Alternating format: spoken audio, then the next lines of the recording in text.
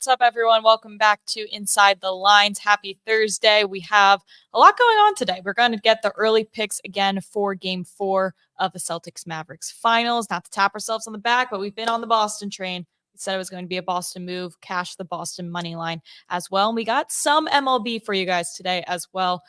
Fort Lauderdale is basically underwater, but you know what? Me, Steven, and Derek are here because we work for you, okay? We grind for the team. That said, I will be probably gone for the next 2 weeks. So, I don't know how appropriate that statement is. Yeah. And then after that, Mackenzie will probably be gone for a while. We got to pick our battles before football season. But we will be delivering content through the summer. Just maybe not all of us at the same time. But if you want to see a tired, overworked Jake Fettner, tune in. Yeah. It'll be Jake Fettner season. So we have one more week. Speaking of Jake Fettner, he's coming back on Friday. So next week we'll be back to the Fettner picks. But we are staying afloat in the MLB without him. The model is carrying us. We had a great Orioles money line cash plus money. Okay, this is what it is. All right. We're going to Tampa Bay here versus Chicago with the Cubs. So they're slight underdogs. But the model has Tampa Bay at 58% to win because Tampa Bay is justifiably an underdog because they're only 1-3 at home with starter Taj Bradley. But he's actually pitched pretty well at home with 7 earned runs allowed in 23 innings. A 1.95 ERA. So the problem with Tampa Bay in these 4 home games is they score 0 runs in 3 of them. So it's hard to win when you have 0 runs. But the Cubs, fortunately for Tampa Bay, they allow 5 runs on the road with a bullpen ERA of 5.71. Contrast that to at home, they allowed just 3.9 with an ERA of 3.82 out of the bullpen. So that's why we like Tampa there. Also, the Cubs, Justin Steele, for a lot of reasons, in his starts, they are 1-7 and just 0-4 on the road with him. So that's why we kind of would say grab the Cubs and grab the Tampa Bay at plus money. It was at minus 105 in some spots. So this team's probably gone at this point. Okay. There we go. Good to know. Another nice little model pick money line play. Hopefully be cash and Nelly before Jay comes back so we can tell him all about our baseball success. Yeah. All right, so let's get right into it. Let's talk about Game 4. Little, rehash of Game 3 there. Not a ton of props went our way. The Celtics money line went our way. So good news for you guys. Great buy low spot on the squad. Drew Holiday did what he needed to do, over 4.5 assists. Someone we could be going back to again. Real quick before we get into the prop picks, let's just take a quick look at the spread, the total, what we have projected for this Game 4. Yeah, so we have there's nothing that happened in Game 3 that was going to significantly move our model. So we pretty much have the exact same projection with Boston as a little over a 3-point favorite. And in terms of the Sims, Dallas did do well on the boards. And so again, we're assuming Porzingis is out. So before we had we have now Dallas with a slight advantage on the rebounds, but we have Dallas in Game 3. Our projection had both teams shooting 35% from 3. Now we have Dallas down to under 34%, which so even though we have Boston kind of under 35% as well, we see the gap there has actually gone up in terms of made threes to offset the rebounding advantage that Dallas has. I know the lines we're showing -1 here. It looks like it's pretty much a pick 'em, and so depending on if you can't get plus money, you can't guarantee a 1 or 2 unit profit right now because everyone's at minus money on both sides. But I think I've seen -113 at one book and for Dallas, then also a -110 for Boston, another. But looks like the slight majority have gone to Boston. Mm-hmm. Yeah, I know. Maybe it's worth waiting to see if you can get plus money on the money line again. Yeah, because it has been going back and forth. But our Sportsline model we have projected to be 108, 104, so 4-point lead towards Boston. So with Dallas not being able to crack 100, the unders come in every game. So the line's coming down. I see 210.5 now in different spots. So I think the overs do. Yeah, I think that I know that's what I'm saying. For bookmakers to lose 3 games in a row to the under, I feel like we have to get an over. You kind of think that the scenarios you see is Dallas plays really well to get one win and avoid the sweep, and for them to play well, it's going to be offensively. Mm-hmm. Then you could also see if Dallas just gives up, then just be a lot of scoring because not a lot of intense defense going on. So that is why I would lean over if I had to take it, just because, again, how many unders in a row can there be? True. I agree.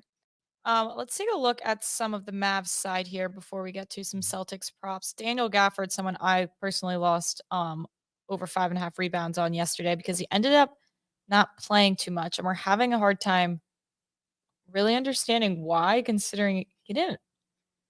He did. I mean, I visibly watched him get boxed out by little men multiple times, but regardless, I feel like this might be an overreaction Yeah, to he's last doing night. something that we're not privy to that's pissing off the coaching staff that pulls him early at sometimes, even though it doesn't necessarily doesn't seem to be playing like he's playing poorly. Mm. I had a strong overplay when early this morning, ESPN had minus 130 on over 11.5. But then an hour and a half later, it had steamed up to 12.5 and minus 120 on ESPN. So that means a bunch of people thought the way I did, which was pound the over at 11.5. This is really about whether he plays 19 or 20 minutes or more. The over. So I looked at the Dallas stats, and the plus minus has largely been skewed into Lively's favor as far as the two centers go, except for game 2, where Lively was minus 15.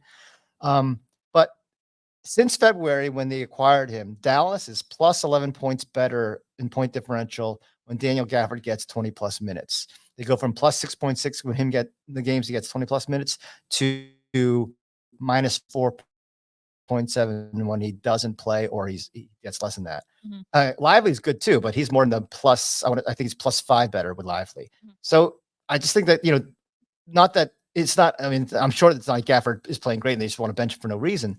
But I think that Dallas is at its best when Gafford's playing 20 plus minutes and playing well. So that's why I think that they're going to let him stay in the game for this case. Okay, so you're taking the risk that he stays in. I think it's a valid risk. I was just on the wrong side of it last night, so I personally Not per minute basis. Not per minute yet. I mean, he was on pace. He just never went back in the game. So it almost feels like high school basketball where they're kind of just like sticking with whatever looks like it's working on the court, and then if like Gafford just got in a bad spot where I think we were talking about that. Lively just looks like he's doing more because his hair and his like frame. He's a little more passionate. Like I did like that Gafford get a big manly scream on this big dunk, so maybe that'll help. Because when this is years before you were born, but UNLV, their awesome early '90s team were especially scary because when they dunked or even rebounded, they would all scream, and it was very intimidating. So it made them look better. Interesting. Okay. I used to do that too. I'm serious. In my Korean Catholic Church rec league, I started screaming like Larry Johnson. No, on every rebound. Oh, nice. Okay, let's go over to Luca here. That I seem to have spelled Luke. Please hold. Luca under 4.5 turnovers. This price is getting pricier. This is definitely an act now. I know this whole show is trying to get on the best lines, but this specifically has since gotten pricier. But this is a really high number of turnovers. This is my favorite pick of the playoffs, I believe. Oh, it's because I found so. When I'm looking at Luca, I see Boston doing not only a spectacular, they're letting him, they're not double covering him. They don't want him to actually pass get the ball out of his hands, especially for those lobs. And with Jaylen Brown and the other great defenders, they have enough ability to stop him from getting that high post, that 17-foot Dirk Nowitzki fadeaway shot, or in getting the lane for those lobs. So they're letting him either get all the way to the basket and giving up a pretty easy layup, which is what that helps is that Luca, he scores 2 points, but he's already a bad defender. He's already dealing with injuries. When he's got to huff it all the way back another 70 feet to get back on defense, then he's especially vulnerable. So you saw a couple of times when Tatum leaked out, they got some easy scores. So they don't mind him scoring 2 points and getting all the way to the basket. Then they also don't mind if he shoots like 30 footers, because they know that they're going to win not over every quarter, but over a full game. They're going to outshoot Luka and Kyrie from 3 because of their team, the way they're structured. So I do think that Luka knows that he's just going to take tons of shots, and they're going to be mostly getting to the hole or long threes. It's not a lot of passing. So when he has 25 or more field goal attempts this season, the under 4.5 is 31-10. He only averages 3.7 turnovers. And I think that that's the case here. 25 plus shots, 4 or fewer turnovers. And then in general, high turnover rate players, this is all players, all positions. They average 4.3 turnovers at Boston and 7.7 over 4.5. But at home versus Boston, they average 3.7, and the under is 11-4 in those situations. Yeah, I like this play a lot. I mean, I think he's just going to be shooting too much, not passing enough to hit 5 turnovers. I wouldn't pass it either because I mean, even though everyone reacts to Kyrie Irving the way that parents react to their kids when they like first wipe their butt correctly. It's like everyone is like, oh my God, look at he's a magician. He's shooting with his left hand. Yeah. But he's still making less than half his shots, even when he's quote unquote red hot. Then Jaylen Brown goes over there, dunks on your head, humiliates you, takes instills. And then like that one critical Jaylen Brown 3 that he hit. You see Kyrie's face, he's turned the wrong way. He's like, no look defense is not a good thing. No look passes on offense can be good. No look defense is not. So I just think that Boston, is gonna let Kyrie and Luka shoot. They know they're gonna beat those guys in over a long sample size in terms of pure field goal percentage, not in style points. If this was gymnastics or figure skating, I think Kyrie would be the greatest. But it's not, and so like don't be fooled by his ability to shoot off his ankle or whatever he does, and do contort his body and stuff like that. Plus, they'll probably just block him anyway for a couple of shots. True. Nonetheless, we are not team Kyrie, as you can tell here, but we are team Derek Jones Jr. with the comeback story. Over 9.5 points, rebounds, and assists. Another guy that he did not play a lot. No. But Tim Hardaway did not prove that he should be the one on the court by any means. Josh Green didn't really prove that he should be the one on the court. I think Derek Jones Jr. might be your sucks the least of the role players option that should be on the court for 4 quarters. Yeah, I'm thinking that, and then Kleber too was actually getting, the frustration from Luka for not taking the 3. And then when he did, he got blocked at one time and, he lost the ball off his hands. So yeah, the competition off the bench for the minutes doesn't seem to be there. And so the model has him at 13 points, rebounds, and assists. Now the line for points and rebounds alone for Derek Jones in game 1 was 11.5. So it's probably 12.5 with points, rebounds, and assists. So I think that Jones hasn't done anything that should cause the line to go down 3 from 2 games ago.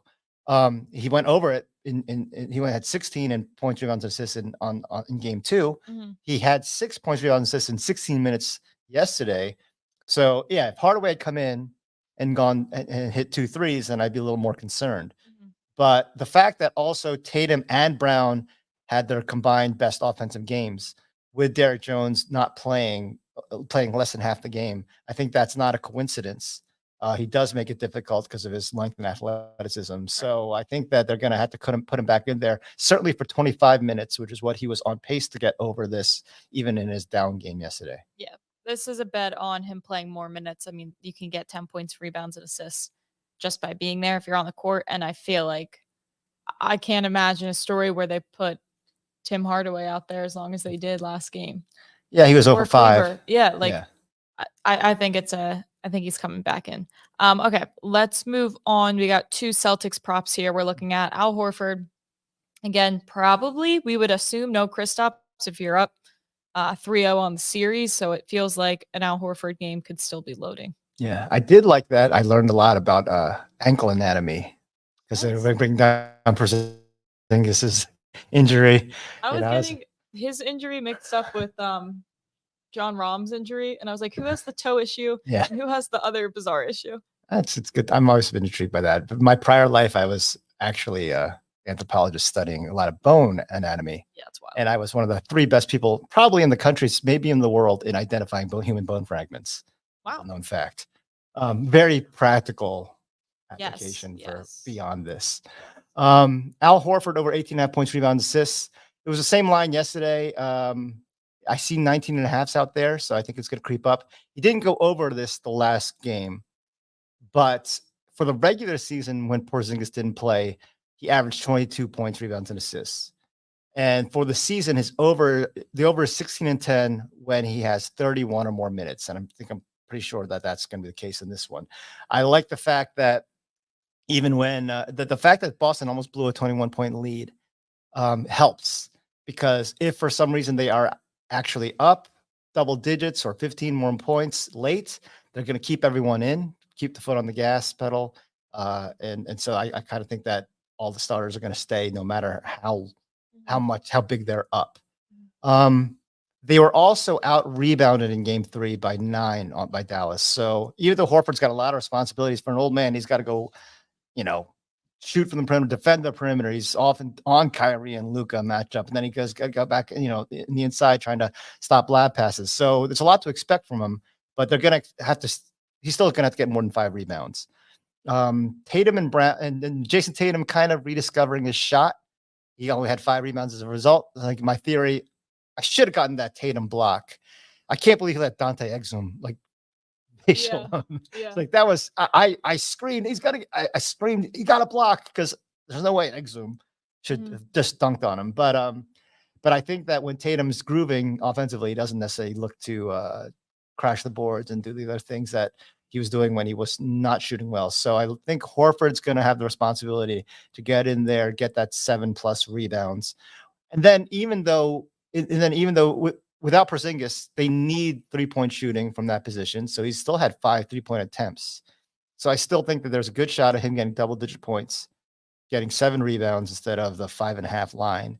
And then the one silver lining with Tatum and Brown both shooting well is another opportunity to get assists when he's just swinging the ball at the top of the key. Yeah, I might look at just assists, honestly. I feel like I got to start this, finish the season how I ended it with center assist props. We have the best value for him on the rebounds and assists. The reason why I didn't go with just rebounds and assists is that's my second worst pick this year. 7-12 minus 539 on rebounds and assists. Yeah. Thanks to Peyton Pritchard, 3 points is still my worst because he stunk yesterday.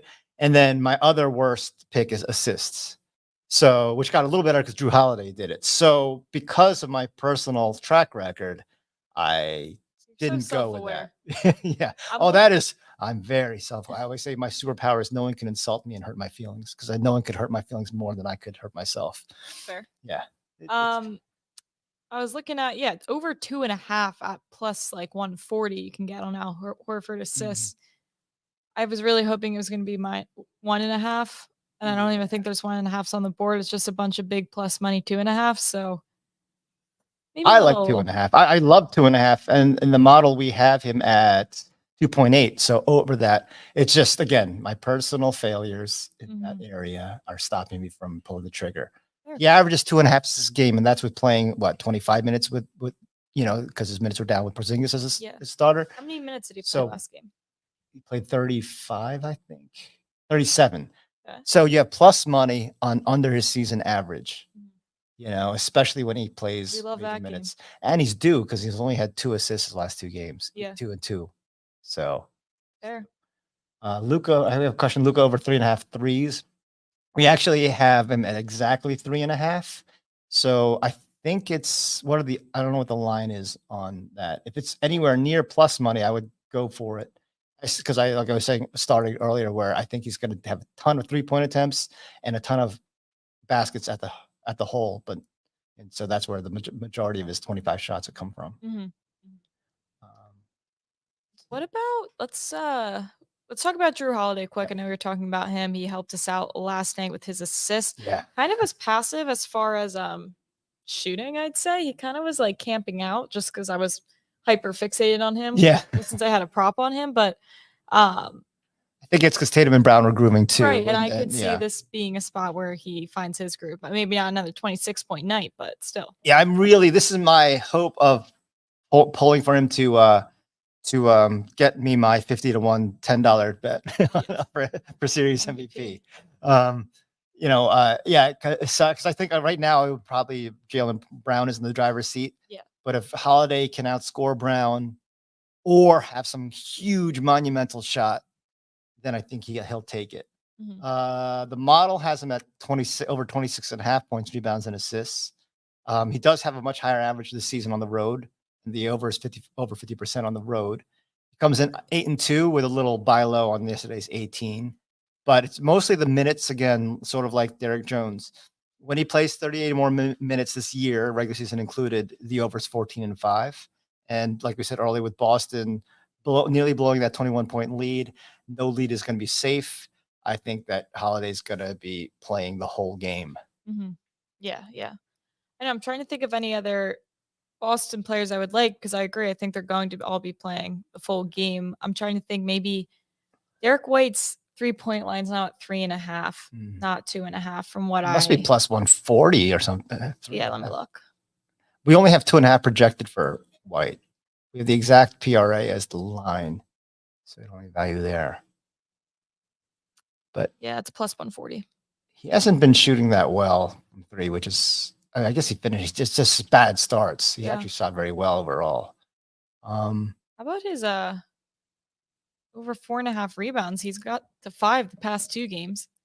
I'm just trying to think of a guy staying on the court. Yeah.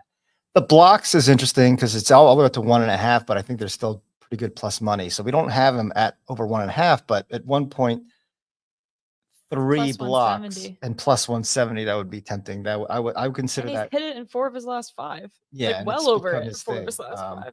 I'm going to show this because I know you hate it. Nice. I like it. So we would lean under, but I'd like his over just based on what he's been doing. Okay. All right. I don't see too many questions in the chat. Kind of a quiet day, but I guess this has kind of become a pathetic final. So maybe not pathetic, but correct. Not pathetic if you're winning money, which is the plan for tomorrow night. So pull up the recap screen really quick here. We got 5 player props for you for game 4 and a nice little MLB money line play as well. So we don't have a show on Friday. I will be on HQ Saturday and on the Early Edge Saturday talking about the W.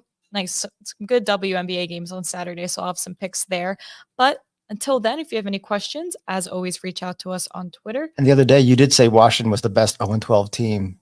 Yes. And they won. And they did win. Yes. So.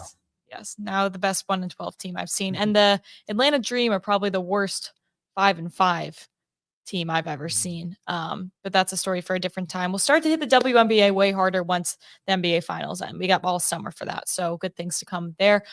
All right. Let's get out of here. Nice little quick show. Everybody enjoy your weekend. And we will see you guys on Monday.